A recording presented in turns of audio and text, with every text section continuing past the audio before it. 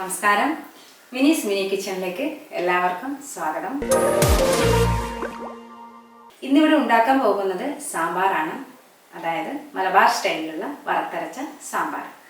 നമ്മൾ പല സ്ഥലങ്ങളിൽ പലതരത്തിലാണ് സാമ്പാർ ഉണ്ടാക്കാറ്. അപ്പോൾ അതിൽ നിന്നൊക്കെ വ്യത്യസ്തമായി നമ്മൾ മലബാർ സ്റ്റൈലിലുള്ള വറുത്തരച്ച സാമ്പാർ എങ്ങനെ തയ്യാറാക്കാമെന്ന് നോക്കാം.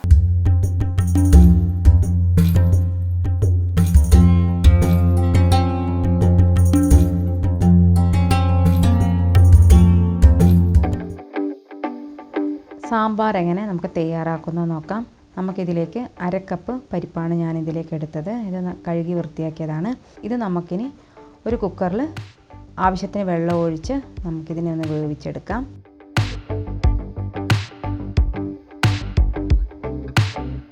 പരിപ്പ് വേവുന്ന സമയം കൊണ്ട് നമുക്ക് വറവൊന്ന് തയ്യാറാക്കിയെടുക്കാം. ഈ പാത്രം ചൂടായിട്ടുണ്ട്. നമുക്കിതിലേക്ക് 1 ടീസ്പൂൺ എണ്ണ ചേർത്ത് കൊടുക്കാം. അതിനുശേഷം നമുക്കിതിലേക്ക് 1/4 ടീസ്പൂൺ ഉലുവ ചേർക്കുക.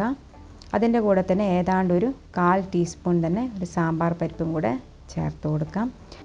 അതിനുശേഷം നമുക്കിതിലേക്ക് ഒരു 2 അല്ലി വെളുത്തുള്ളി ചേർക്കുക. 2 ചെറിയുള്ളി ചെറുതായി മുറിച്ചത് അത് നമുക്കിതിലേക്ക് ചേർത്ത് നന്നായി ഒന്ന് ഇതിനെ വഴറ്റുക.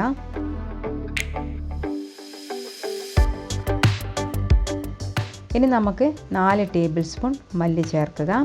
അതിൻ്റെ കൂടെ തന്നെ നമുക്കിതിലേക്ക് 4 പിരിയമുളകും കൂടെ ചേർത്ത് കൊടുത്ത് ഇതിനെ നന്നായി ഒന്ന് വറുക്കുക.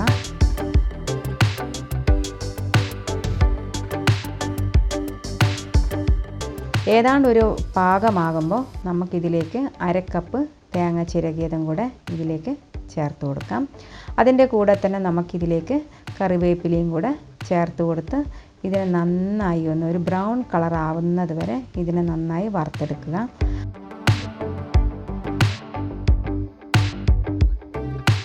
നിങ്ങൾ മല്ലിപ്പൊടിയും മുളക് പൊടിയാണ് ഉപയോഗിക്കുന്നതെങ്കിൽ ലാസ്റ്റ് തേങ്ങ ഒരു ബ്രൗൺ കളർ ആകുമ്പോൾ അതിലേക്ക് മല്ലിപ്പൊടിയും മുളക് പൊടിയും കൂടെ ചേർത്താൽ മതി. നമുക്കിത് ഏതാണ്ട് ഒന്ന് പാകമായിട്ടുണ്ട്. നമുക്കിനി ഇതിലേക്ക് 1 ടീസ്പൂൺ കായപ്പൊടിയും കൂടെ ചേർത്ത് നല്ല പോലെ ഒന്ന് ഇളക്കുക.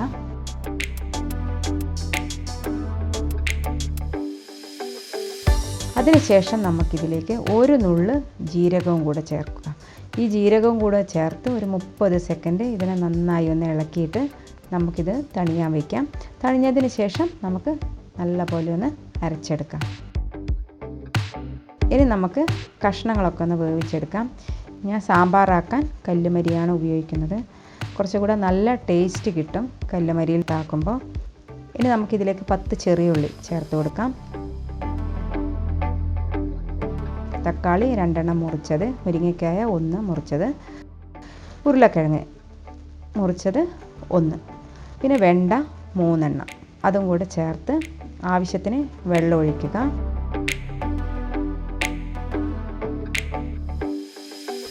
അതിനുശേഷം നമുക്കിതിലേക്ക് പാകത്തിന് ഉപ്പ് ചേർത്ത് കൊടുക്കാം. പിന്നെ ഇതിലേക്ക് 1/4 ടീസ്പൂൺ മഞ്ഞൾപ്പൊടിയും കൂടെ ചേർക്കുക. എന്നിട്ട് 10 മിനിറ്റ് അടച്ച് നല്ലപോലെ ഒന്ന് വേവിച്ചെടുക്കാം. അപ്പോൾ കഷ്ണങ്ങളൊക്കെ ഏതാണ്ട് വെന്ത് വന്നിട്ടുണ്ട്. ഇനി നമുക്കിതിലേക്ക് ആവശ്യത്തിന് പുളിവെള്ളം ചേർത്ത് കൊടുക്കാം. പുളിവെള്ളം ചേർത്തതിന് ശേഷം നമുക്കിതൊന്ന് വീണ്ടും ഒന്ന് തിളപ്പിക്കുക. അപ്പോൾ ഇതൊന്ന് തിളച്ച് വരുമ്പോൾ നമ്മൾ നേരത്തെ വേവിച്ച് വെച്ചിരിക്കുന്ന പരിപ്പും കൂടി ഇതിലേക്ക് ചേർത്ത് വീണ്ടും ഇതിനെ ഒന്ന് തിളപ്പിക്കുക.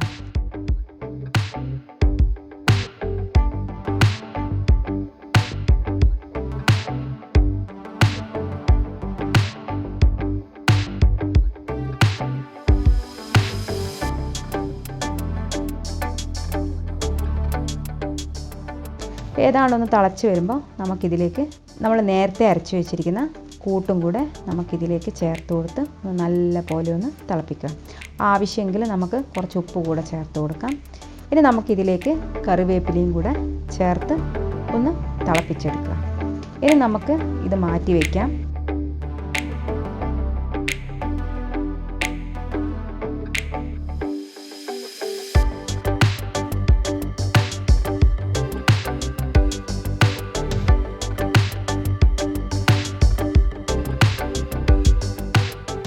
ഇനി നമുക്ക് സാമ്പാറൊക്കെ പാകമായിട്ടുണ്ട്. ഇനി നമുക്കിതിനെ ഒന്ന് മാറ്റി വയ്ക്കാം.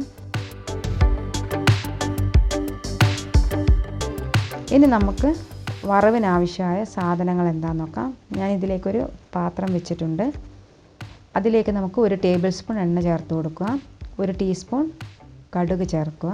കടുക് പൊട്ടി വരുമ്പോൾ നമുക്കിതിലേക്ക് കുറച്ച് കറിവേപ്പില ചേർത്ത് കൊടുക്കാം.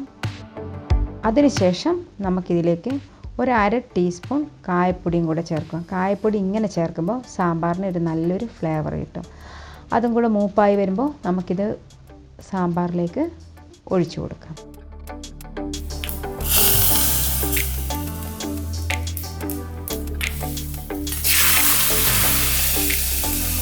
അപ്പോൾ നമ്മുടെ ട്രഡീഷണൽ ആയിട്ടുള്ള മലബാർ സ്റ്റൈലിലുള്ള സാമ്പാർ റെഡി ആയിട്ടുണ്ട്. നല്ല ടേസ്റ്റാണ്. എല്ലാവരും ഒന്ന് ട്രൈ ചെയ്ത് നോക്കണം.